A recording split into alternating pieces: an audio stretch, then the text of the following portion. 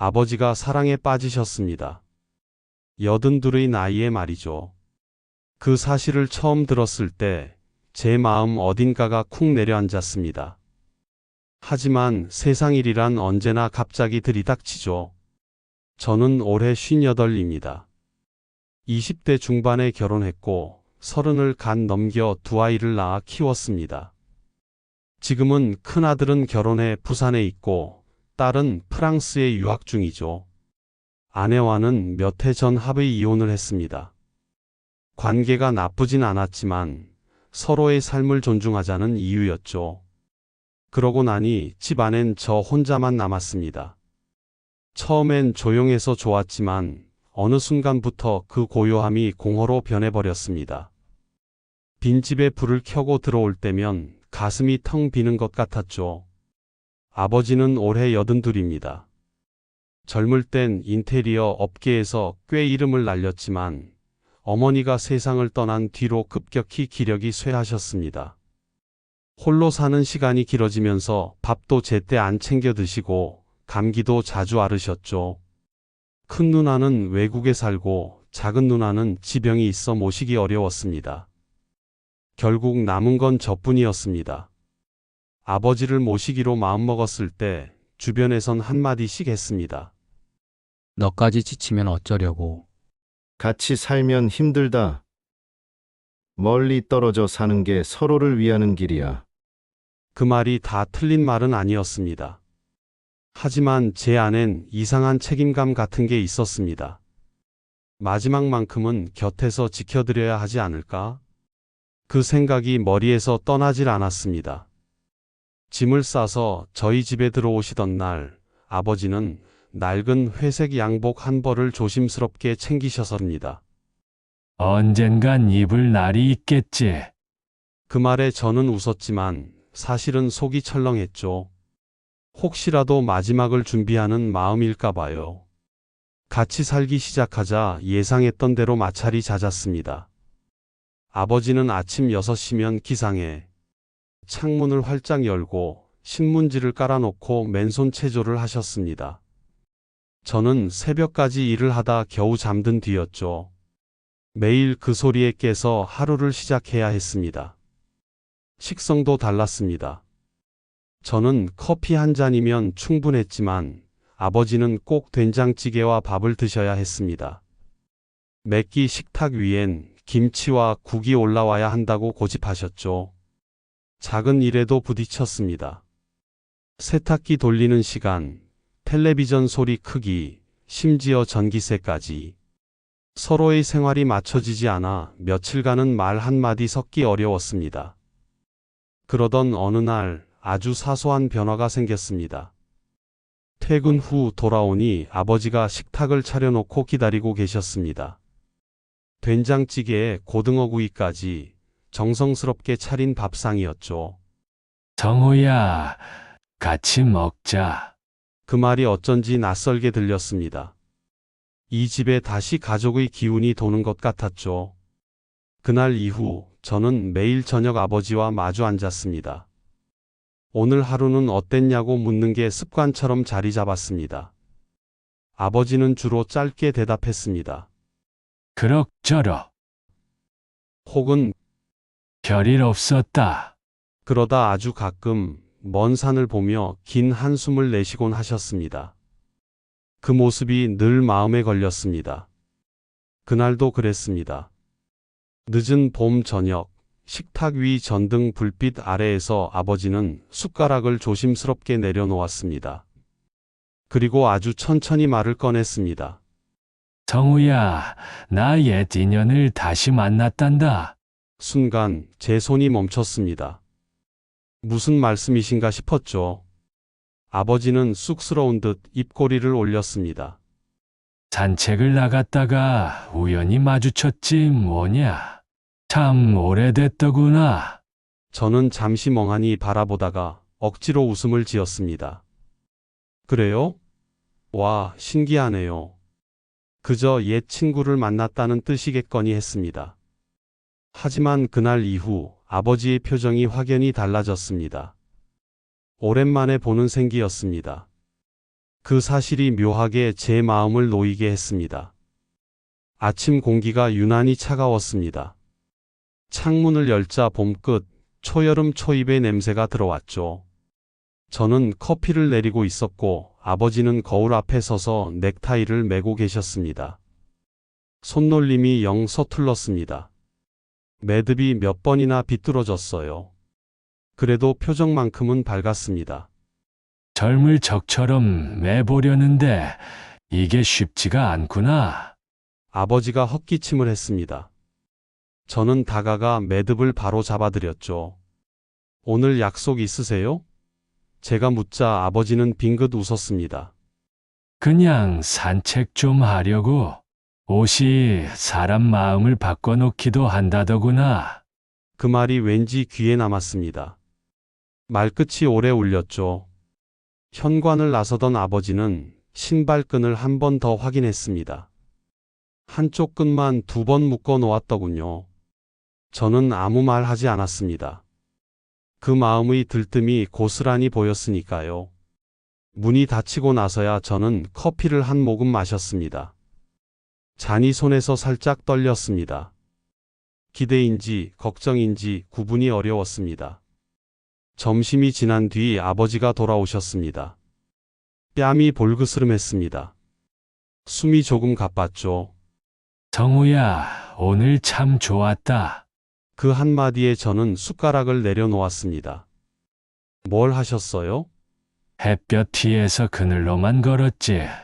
공원 벤치에 앉아서 옛날 얘기를 좀 했단다. 아버지는 물을 들이켰습니다. 컵을 내려놓는 소리마저 가볍게 들렸습니다. 그날 저녁 식탁은 전날과 달랐습니다. 밥맛이 돌았습니다. 아버지의 얘기가 자꾸 흘러나왔거든요. 그이가 옛날에 기차역에서 처음 봤던 이야기를 꺼내더구나. 그날 내 양복이 참 촌스러웠다고 한참을 웃었지. 저는 고개를 끄덕였습니다. 그런 이야기를 듣는 게 생각보다 나쁘지 않았습니다. 오히려 가슴이 따뜻해졌습니다. 그분 성함은요? 제가 슬쩍 물었습니다. 아버지는 잠깐 멈칫하더니 웃었습니다. 다음에 인사시켜 줄게. 아직은 내가 마음 정리가 덜 됐단다. 저는 더 묻지 않았습니다. 묻고 싶은 마음은 있었지만 그 설렘을 흔들고 싶지 않았습니다. 밤이 깊어지자 아버지는 방에서 라디오를 켰습니다. 오래된 가곡이 흘렀습니다. 창문이 살짝 열려 있었고 커튼이 소리 없이 기울었죠. 그 장면이 오래된 사진처럼 고요했습니다. 저는 방 불을 끄기 전 아버지 방 문틈으로 새는 불빛을 한참 바라봤습니다. 마음이 살짝 저렸습니다. 이튿날 아침 아버지는 다시 양복을 꺼냈습니다. 이번엔 어제보다 매듭이 덜 비뚤었습니다. 익숙해지는 중이었죠. 거울 앞에서 아버지는 머리를 손으로 쓸어 넘겼습니다. 흰머리 사이로 검은 빛이 희미하게 남아 있었습니다. 오늘은 어디까지 걷고 오세요? 역 앞까지 갔다 오려고. 그리고 카페도. 아메리카노는 쓰던데 그래도 향이 참 좋았어. 저는 작은 메모지에 몇 줄을 적었습니다.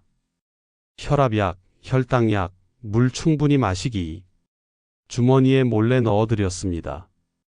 아버지가 그것을 꺼내보고 웃었습니다. 이놈, 별것도 다 챙기는구나. 습관 들이면 좋습니다. 잊어버리기 쉬우니까요. 아버지는 메모지를 접어 지갑에 넣었습니다. 그 지갑 어머니가 생전에 사주신 거였습니다. 모서리가 달아 있었고 바느질 고리가 2-3군데 풀려 있었습니다. 저는 바느질 상자를 꺼내 조용히 꿰맸고 바늘이 천을 뚫을 때마다 쿡쿡 소리가 가슴에 박혔습니다. 저녁 식탁. 아버지는 수저를 들기 전부터 이야기를 꺼냈습니다. 오늘 손을 한번 잡아봤지. 오래된 벤치가 비걱거렸는데 그 소리마저 참 반갑더구나. 좋으셨겠네요. 제가 말하자 아버지는 고개를 끄덕였습니다. 사람이 이렇게 늙어도 설렘이란 게 남는구나. 참 신기했어. 그 말이 제게도 묘하게 위로가 됐습니다. 저는 양배추를 잘게 썰어 접시에 올렸습니다. 아버지는 젓가락으로 천천히 집어 드셨습니다. 이가 약해져 잘 씹지 못하셨거든요. 오물오물 씹는 그 모습이 왠지 눈시울을 뜨겁게 만들었습니다. 며칠이 그렇게 흘렀습니다. 아버지는 매일 조금씩 밝아졌습니다. 라디오를 켜는 시간도 길어졌고 신문을 펼치는 손길도 가벼워졌죠. 밤에는 오래된 서랍에서 앨범을 꺼내 잠깐 들여다보곤 했습니다.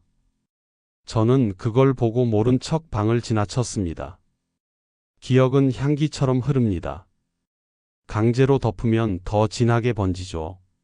다음 날 저는 일부러 반찬을 더 챙겼습니다. 멸치볶음, 감자조림, 달걀말이. 식탁을 채워놓고 기다렸습니다. 아버지는 정오쯤 들어오셨고 걸음이 조금 빨랐습니다.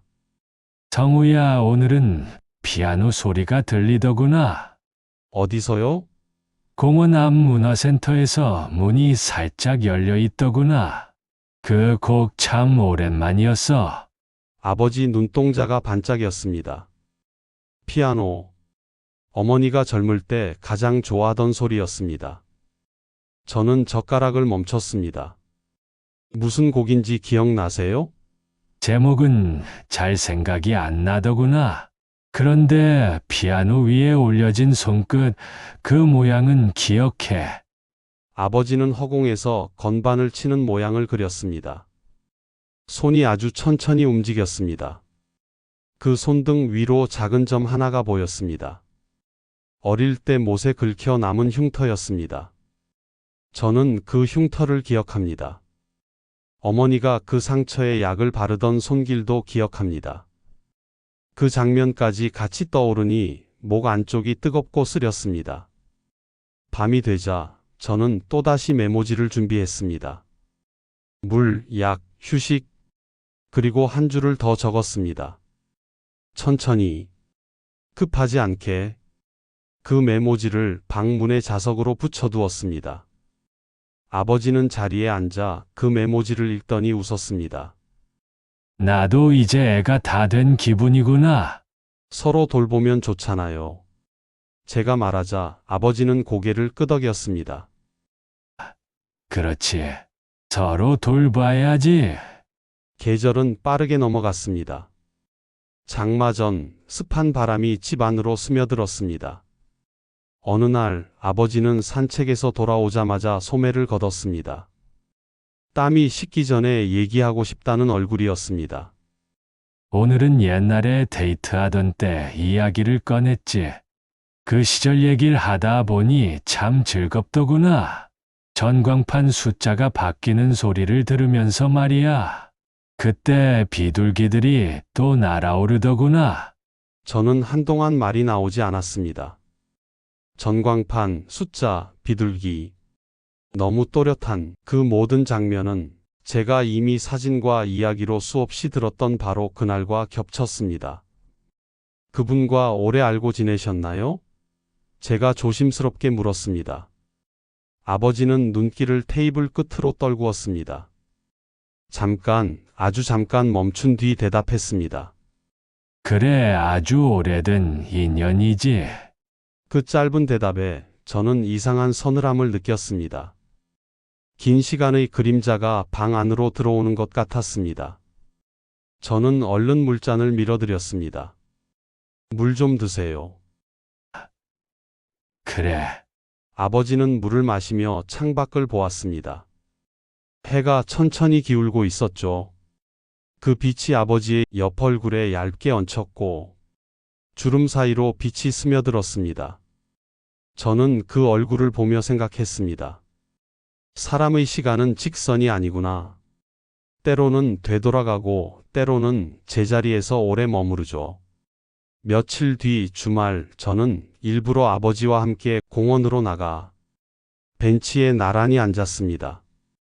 어린 아이들이 자전거를 타며 지나가고 잔디밭에 앉은 젊은 부부가 샌드위치를 나눠 먹었습니다. 아버지, 여기 자주 오세요? 오후 4시쯤이면 그림자가 딱 좋아. 덥지도 춥지도 않지. 그분과도 여기를? 아버지는 고개를 끄덕였습니다. 여기서 처음으로 오래 앉아 있었지.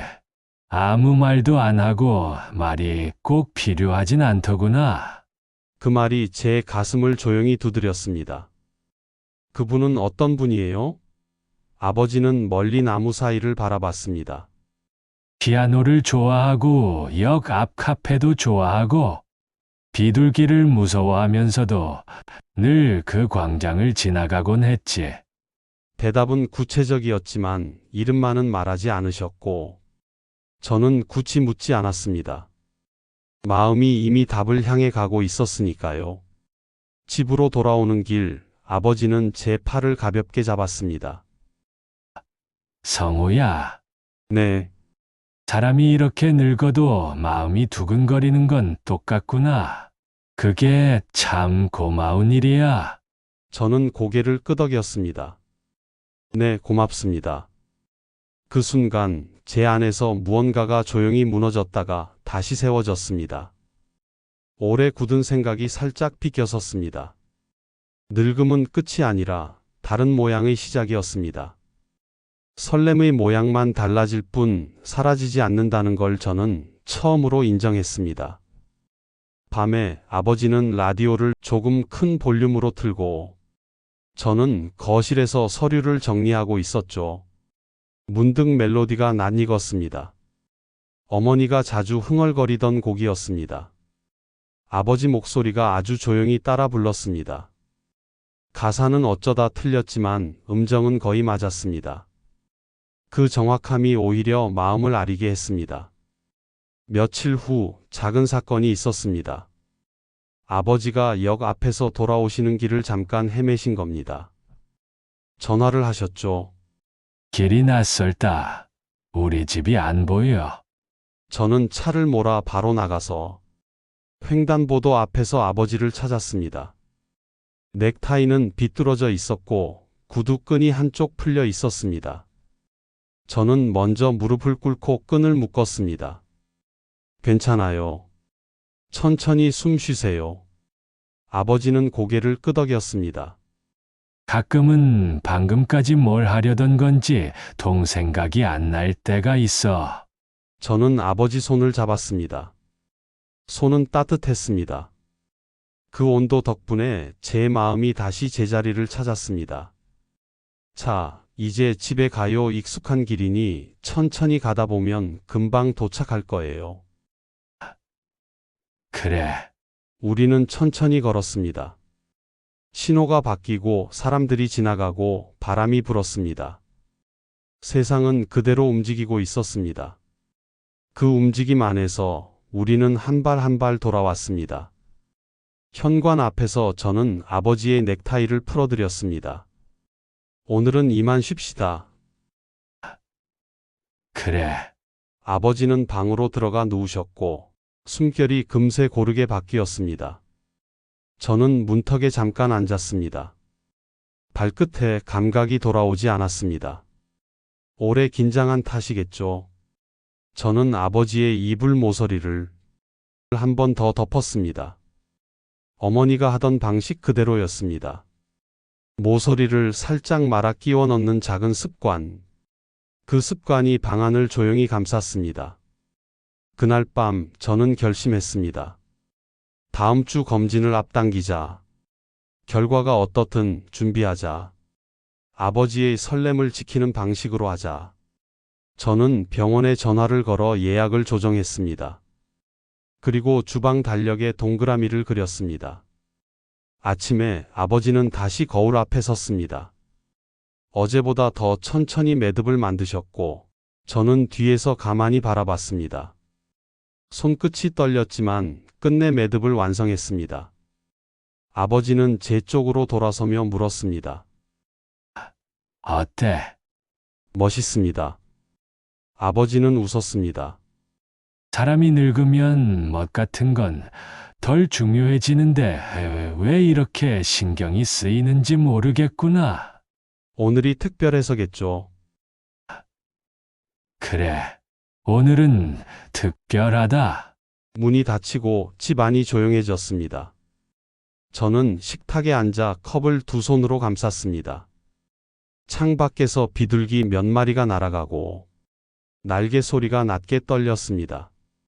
저는 그 소리를 따라 눈을 감았습니다. 기억의 문이 스르르 열렸습니다. 역광장, 전광판, 커피 냄새, 피아노. 단어들이 줄지어 서 있었습니다. 그 줄이 어디로 이어질지 저는 이미 알고 있었습니다. 다만 그 문을 여는 순간이 두려웠죠.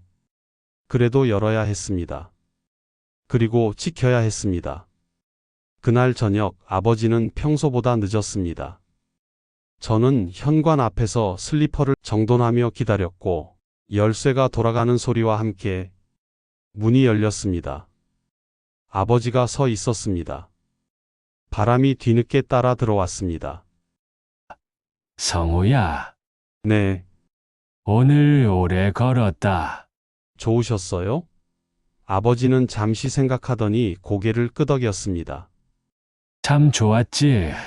그런데 말이야, 이상하게 또 그립더구나. 그립다. 그리움은 방향이 분명한 감정이죠. 어딘가를 향해 정확히. 저는 아버지의 코트를 받아 걸었습니다.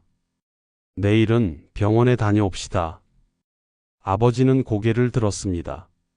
그래, 그러자. 목소리는 담담했습니다. 그러나 눈동자 깊숙이 작은 파문이 번졌습니다. 저는 아버지 손목을 가볍게 잡았습니다. 검진 예약일 아침 저는 일찍 일어났습니다. 주방에선 전기 포트가 물을 끓이고 있었고 아버지는 거실 창가에 서 있었습니다. 햇빛이 커튼 틈새로 길게 들어왔고 아버지 뒷모습이 유난히 작아 보였습니다. 그 어깨를 바라보다가 저는 뜨거운 숨을 한 번 삼켰습니다. 아버지, 오늘 병원 가는 날입니다. 제가 조심스레 말하자 아버지는 뒤를 돌아보셨습니다. 응, 잊지 않았다. 저는 속으로만 깊은 숨을 쉬었습니다. 병원에서는 여러 검사를 받았습니다. 혈압, 혈당, 기억력 검사까지. 기억력 검사에선 단어를 3개 들려주고 잠시 후 다시 말하라고 했는데 아버지는 2개까지만 기억하셨습니다. 마지막 하나는 끝내 떠올리지 못하셨죠. 그 모습이 유난히 낯설게 느껴졌습니다. 강했던 사람이 서서히 가벼워지는 걸 보는 기분이었습니다. 의사는 결과지를 정리하며 말했습니다. 초기 치매 가능성이 높습니다. 약물 치료와 인지 훈련을 병행하시는 게 좋습니다. 순간 제 머릿속이 하얘졌습니다. 의사의 입술이 움직였지만 말은 한참 뒤에야 귀에 들어왔습니다. 치매. 그 2글자가 공중에서 오래 맴돌았습니다. 그리고 툭 떨어져 제 가슴을 무겁게 짓눌렀습니다. 귀가하는 길 아버지는 창밖만 바라보셨고 도심의 소음이 차창을 스쳤습니다. 횡단보도를 건너는 아이들, 헬멧을 쓴 배달원, 전광판에 반짝이는 숫자들. 세상은 바쁘게 움직이고 있었지만 아버지는 그 움직임과 아무 상관이 없는 사람처럼 보였습니다. 저는 말없이 핸들을 쥐었습니다. 집에 도착해 신발을 벗을 때까지도 아무 말이 오가지 않았습니다. 아버지는 방으로 들어가셨고 저는 주방에 서서 한참을 멍하니 있었습니다. 수도꼭지에서 떨어진 물방울이 싱크대를 치며 작게 튀었습니다. 그 소리가 유난히 크게 들렸습니다. 그날 밤 저는 오래된 앨범 상자를 꺼내 한참 동안 뚜껑만 만지작거렸습니다. 열면 안 될 것 같았습니다. 하지만 결국 저는 천천히 덮개를 열었고 안쪽에 먼지가 얇게 앉아 있었습니다. 사진을 넘기자 젊은 시절의 아버지와 어머니가 나왔습니다. 역광장 앞 비둘기가 하늘로 솟는 순간을 배경으로 둘이 서 있었습니다. 손을 잡고 활짝 웃고 있었습니다. 그 사진을 보고 있자니 그동안 아버지가 해온 이야기들이 하나하나 겹쳐졌습니다.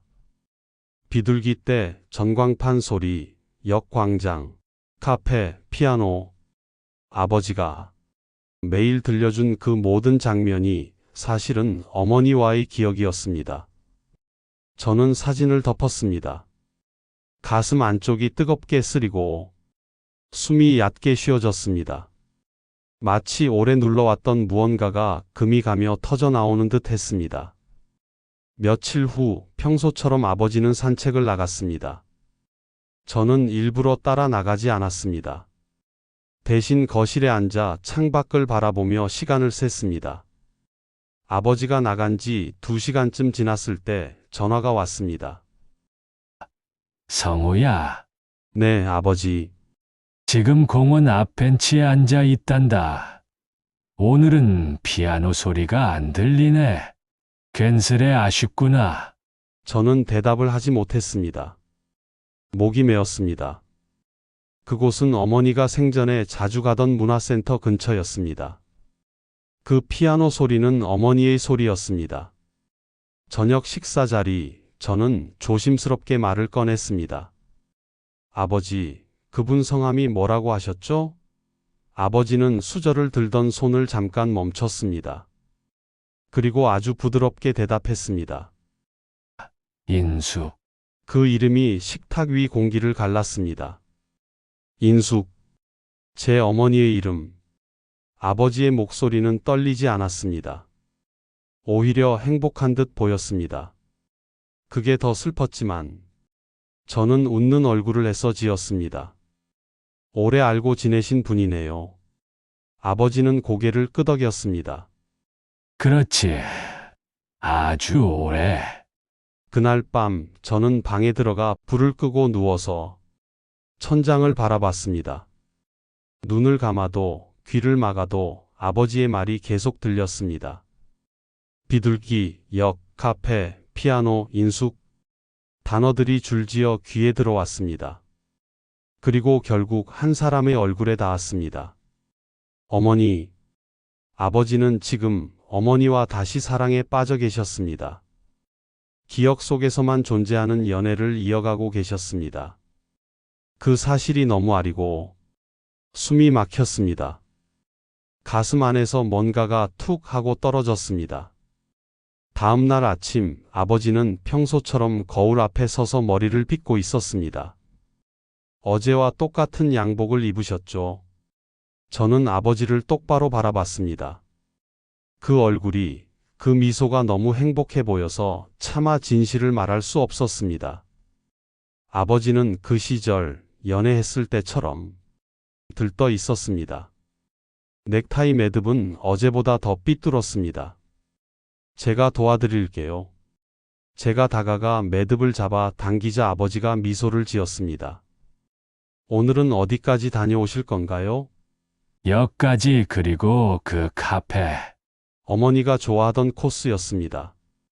정오 무렵 전화가 왔습니다. 성우야, 네, 아버지. 오늘 길이 무척 반짝여. 비둘기도 많고. 전화 너머로 전광판 소리와 유리잔 부딪히는 소리가 섞여 들렸습니다. 저는 답을 삼켰습니다. 천천히 걸으세요. 물 꼭 드시고요. 알았다. 짧은 통화가 끝났습니다. 수화기를 내려놓자마자 심장이 툭 하고 내려앉았습니다. 기다림이 길어지면 생각이 더 깊어집니다. 생각이 깊어지면 두려움도 함께 커지죠. 해가 기울 때쯤 현관문이 열렸습니다. 아버지가 들어오셨습니다. 뺨이 발그스름했고 눈동자가 반짝였죠.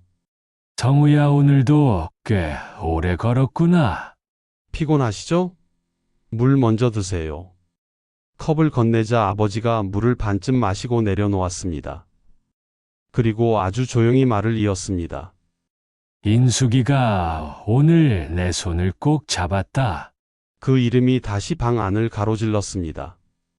저는 눈을 감았다가 떴습니다. 마음 깊은 곳에서 무언가가 부서져 가루가 되는 느낌이었어요. 그러나 얼굴은 웃음을 유지했습니다. 좋은 시간이었군요. 응. 참 좋았지. 저녁을 먹고 설거지를 마치고 라디오에서 피아노 곡이 흘러나올 때까지 저는 일부러 아무 말도 꺼내지 않았습니다. 말 한마디가 균형을 무너뜨릴까봐 겁이 났습니다. 하지만 진실은 문 앞에 오래 서 있지 않죠. 결국 들어옵니다. 그날 밤 저는 사진 한 장을 지갑에서 꺼냈습니다. 어머니가 정면을 바라보고 웃는 사진. 머리핀 하나가 반짝였고 뺨 옆 작은 점도 선명했습니다. 저는 사진을 손바닥으로 가렸다가 다시 보여주듯 천천히 들었습니다. 그때 아버지가 방에서 나오셨습니다. 물을 마시러 나온 길이었죠. 우리는 거실 한가운데서 마주 섰습니다. 아버지, 제가 사진을 들고 조심스럽게 불렀습니다. 이 사진 기억하세요? 아버지가 가까이 다가왔습니다. 눈동자가 사진에 꽂혔습니다. 숨이 순간 멈춘 것처럼 보였죠. 손이 공중에서 떨렸습니다. 인숙이. 아버지 입술에서 그 이름이 아주 작게 흘렀습니다. 그리고 다음 순간 아버지 얼굴에 여러 표정이 빠르게 지나갔습니다. 반가움, 그리움, 놀람, 그리고 슬픔. 저는 말없이 사진을 건넸습니다. 아버지가 두 손으로 사진을 받았습니다. 빛이 비스듬히 사진을 훑고 지나갔습니다. 시간이 접혀드는 소리가 났습니다. 성우야, 아버지 목소리가 낮게 울렸습니다. 이 사진 내 어머니다. 저는 조용히 고개를 끄덕였습니다. 네, 어머니입니다. 말끝이 떨렸습니다. 저는 숨을 가다듬었죠. 아버지, 요즘 아버지가 말씀하신 그분. 역, 카페, 피아노 다 어머니와의 이야기였습니다. 아버지는 사진에서 눈을 떼지 못했습니다. 한참 동안 말이 없었죠. 그리고 아주 천천히 의자에 앉았습니다. 어깨가 살짝 내려앉았습니다. 그래서 이렇게 반가웠던 거구나. 어쩌면 아버지는 알고 있었을지도 모릅니다. 마음 어딘가에서는. 다만 입 밖으로 꺼내지 않았을 뿐이죠. 저는 식탁에 물을 올리고 사진을 가운데에 두었습니다. 라디오에서는 여전히 피아노가 흐르고 있었습니다. 구체적인 하나하나가 방 안에 박혔죠. 그때 아버지가 사진 위에 손을 얹었습니다. 손등의 점과 굳은 살이 선명했습니다. 이날 비둘기가 날았지. 네, 사진에도 비둘기가 잡혔습니다. 그때 내 어머니가 참 환하게 웃었지. 내가 깜짝 놀라서 넥타이를 만지작거렸더니 살며시 내 손을 잡아주더구나. 그 손이 참 따뜻했어. 아버지의 말은 과거와 현재를 넘나들었습니다. 그러나 그날만큼은 흐트러지지 않았습니다. 기억의 줄이 곧게 펴졌습니다. 저는 고개를 끄덕이며 들었습니다. 아버지, 제가 조심스럽게 말을 꺼냈습니다. 다음부터는 사진을 옆에 두고 이야기를 나눠도 될까요? 어머니가 함께 앉아 있는 것처럼요. 아버지가 제 얼굴을 한동안 바라보더니 고개를 끄덕였습니다. 그래, 그게 좋겠다. 한 줄의 대답이 방 안의 공기를 바꾸었습니다. 무너져 있던 것들이 아주 조금씩 제자리를 찾아갔습니다. 다음 날 저는 아버지와 함께 역으로 갔습니다. 햇빛이 환하고 광장엔 비둘기가 모여 있었죠. 아이들이 뛰어다녔고 전광판 숫자가 바뀌며 딸깍 소리를 냈습니다. 우리는 그 모든 소리를 통과해 카페로 들어갔습니다. 창가 자리, 어머니가 특히 좋아하던 곳. 저는 따뜻한 커피를, 아버지는 미지근한 차를 시켰습니다. 여기 늘 이 자리를 골랐었지. 아버지가 창밖을 보며 말했습니다. 네. 짧은 대답이었지만 마음은 길었습니다. 저는 지갑에서 사진을 꺼내 컵 옆에 세워두었습니다. 햇살이 유리잔을 통해 사진 위에 번졌고 어머니의 미소가 밝아졌습니다. 아버지는 사진과 유리잔 사이에 손을 올려놓았습니다. 손바닥의 온기가 유리로, 사진으로, 그리고 제 쪽으로 전해졌습니다. 인수가 오늘은 바람이 참 좋구나. 아버지의 목소리가 아주 낮게 떨렸습니다. 저는 대답하지 않았습니다. 우리는 셋이 앉아 있었습니다. 아버지, 어머니, 그리고 저. 모양은 달랐지만 분명한 셋이었어요. 집으로 돌아오는 길, 아버지는 예전보다 천천히 걸었습니다. 저는 보폭을 맞춰 걷고 길가엔 나무 그림자가 우리를 따라왔습니다. 그림자가 길어졌다 짧아졌다 했죠. 그 변화가 오늘 하루를 요약해 주는 것 같았습니다.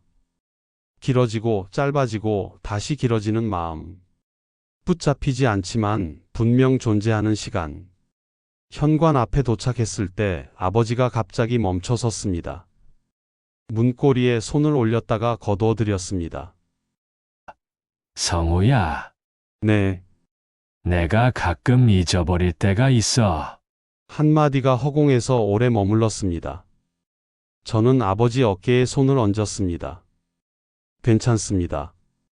잊을 수도 있죠. 대신 기억나는 걸 저한테 들려주세요. 저는 들을 준비가 돼 있으니까요. 아버지는 저를 바라보다가 아주 천천히 고개를 끄덕였습니다. 그래, 그럼 너는 내 옆에서 같이 걸어다오. 그럴게요. 짧은 약속이 문처럼 열렸습니다. 안쪽에는 우리가 함께 있을 시간이 놓여 있었습니다. 완벽하지 않지만 충분한 시간.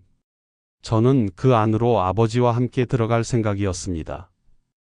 그날 밤 거실 불을 끄려는 순간 아버지 방에서 부르는 소리가 들렸습니다. 성우야, 네, 아버지. 라디오 조금 줄여라. 인숙이가 잠이 얕아서 말이야.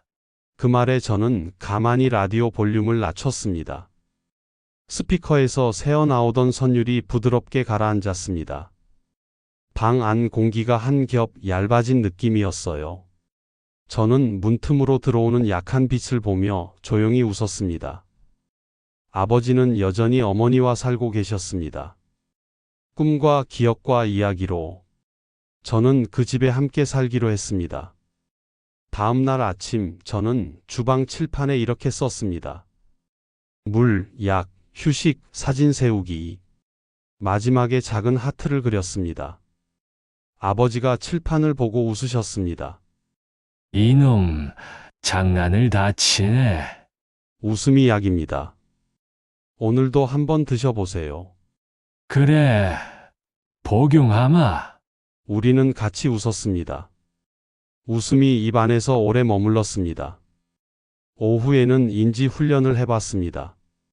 날짜 적기, 간단한 퍼즐, 익숙한 노랫말 따라 쓰기. 아버지는 천천히 그러나 포기하지 않고 손을 움직였습니다. 중간에 몇 번 멈칫했지만 저는 재촉하지 않았습니다. 급할 게 없죠. 한 칸씩 가면 됩니다. 한 칸씩이라 그게 참 쉽지 않구나. 그래도 같이 가면 쉬워져요.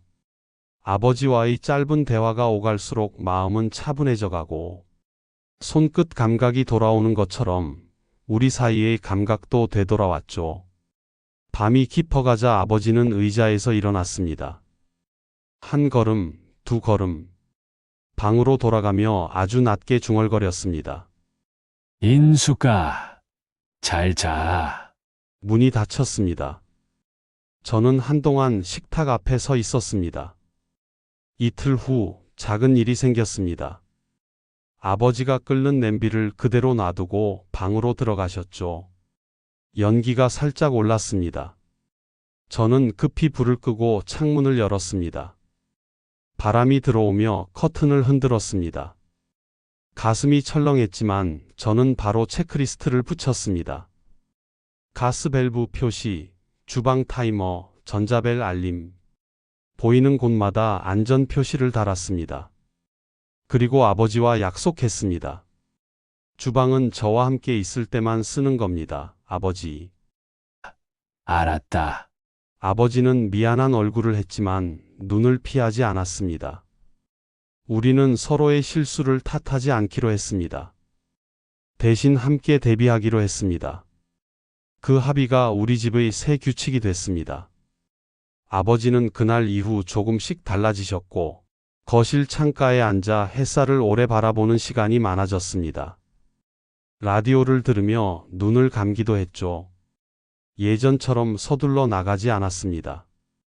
대신 천천히 걷고 천천히 말하고 천천히 웃었습니다. 느림이 삶의 모양이 된 것 같았습니다. 하루는 아버지가 먼저 제 방 문을 두드렸습니다. 성우야, 네, 아버지. 오늘은 너랑 같이 가고 싶구나. 어디로요? 역도 들르고 카페도 가자꾸나. 오늘은 셋이 앉자. 그 한마디에 가슴이 저릿했습니다. 셋이라는 말. 이제 아버지는 어머니가 없다는 걸 알고 계셨습니다. 그럼에도 여전히 함께라고 믿고 싶으신 거겠죠. 저는 망설임 없이 고개를 끄덕였습니다. 좋아요. 같이 가요. 우리는 천천히 걸었습니다. 봄과 여름의 경계에 선 날씨였습니다. 가로수 잎사귀가 짙어졌고 아버지는 지팡이 대신 제 팔을 잡고 걸었습니다. 손가락 힘이 아주 부드럽게 들어와 있었습니다. 숨결도 고르게 이어졌습니다. 역광장 근처 카페에 도착했을 때 자리가 하나 비어 있었습니다. 어머니가 생전에 늘 앉던 자리였고 햇빛이 테이블 위로 사선으로 쏟아졌죠. 인수가, 오늘은 바람이 참 좋아. 아버지가 아주 낮게 말했습니다. 저는 아무 대꾸도 하지 않았습니다. 말없이 커피를 한 모금 마셨습니다. 그 침묵이 오히려 따뜻했습니다. 우리는 셋이 앉아 있었습니다. 아버지, 어머니, 그리고 저. 모양은 달랐지만 분명한 셋이었어요. 그날 이후 식탁 한쪽엔 어머니의 공간이 생겼습니다. 아버지는 밥을 먹으며 자주 말을 걸었습니다. 인수가, 오늘 된장이 짜다. 인수가, 이놈이 반찬을 많이 주네. 그럴 때면 저는 고개를 끄덕였습니다. 어머니가 좋아하셨잖아요. 짭짤한 거. 아버지는 웃었습니다. 그 웃음은 예전보다 오래 머물렀습니다. 볼에 작게 패인 주름이 아주 부드럽게 보였습니다. 하루는 아버지가 식사 도중 젓가락을 내려놓았습니다. 성우야, 네. 내가 가끔은 겁이 나. 그 말에 손이 멈췄습니다. 무엇이요? 어떤 날은 내 얼굴도 희미해. 그리고 내가 어디에 있는지도 모르겠구나. 아버지 목소리가 아주 작았습니다. 저는 잠시 눈을 감았다가 뜨고 아버지 손을 잡았습니다. 괜찮습니다. 그럴 때마다 저와 여기로 돌아와요. 아버지는 제 손을 꼭 잡았습니다. 그래, 돌아올 곳이 있다면 괜찮은 거지. 그날 밤 저는 잠이 오지 않아 거실 불을 켰습니다. 식탁 위에 올려둔 앨범을 펼쳤습니다. 한 장씩 넘기며 어머니의 얼굴을 바라봤습니다. 피아노 앞에서 웃고 있던 사진, 바닷가에서 모래성을 쌓던 사진, 저를 안고 있던 사진. 모든 사진 속 어머니는 활짝 웃고 계셨고 사진을 덮자 마음이 이상하게 편안해졌습니다. 이제는 아버지의 이야기를 두려워하지 않아도 될 것 같았습니다. 아버지가 기억 속에서 어머니를 다시 사랑한다면 저는 현실에서 그 사랑을 지켜주면 되니까요. 다음 날 아침 저는 아버지와 산책을 나갔습니다. 봄의 끝자락, 햇살이 물기처럼 흘렀습니다. 아버지는 천천히 걸었습니다. 어떤 길모퉁이에서는 멈춰 서서 오래 서 있기도 했습니다. 저는 재촉하지 않았습니다. 걸음이 느려져도 사랑은 기다려야 하니까요. 벤치에 앉아 있을 때 아버지가 제 어깨에 손을 올렸습니다. 성우야, 네. 고맙다. 짧은 한마디였지만 모든 게 담겨 있었습니다. 저는 웃으며 대답했습니다. 저도 고맙습니다. 그날 저녁 우리는 식탁에 셋이 앉았습니다. 아버지, 어머니 사진, 그리고 저. 라디오에서는 잔잔한 피아노가 흘렀습니다. 아버지는 조용히 젓가락을 들었습니다. 그리고 아주 낮은 목소리로 말했습니다. 인수가 오늘 하루도 고마웠어. 식사를 마치고 아버지는 방으로 들어가셨습니다. 문이 닫히기 직전 낮은 목소리가 흘렀습니다. 잘 자라, 인수가. 저는 그 소리를 들으며 식탁 위 사진을 바라봤습니다. 사진 속 어머니가 조금 더 웃고 있는 것 같았습니다. 라디오를 끄고 불을 끄려다 저는 작은 목소리로 말했습니다. 아버지, 마음껏 사랑하세요. 이번엔 끝까지 함께 할게요. 그 말을 내뱉자 가슴이 아주 천천히 가라앉았습니다. 이제 두렵지 않았습니다. 아버지가 기억 속에서 어머니를 다시 만나고 있다면 저는 그 곁에서 마지막까지 지켜보기로 했습니다. 그게 아들의 몫이자 사랑의 마지막 모양일 테니까요. 이런 이야기를 끝까지 들어주셔서 고맙습니다. 구독과 좋아요는 다음 이야기들을 만드는 데 큰 힘이 됩니다.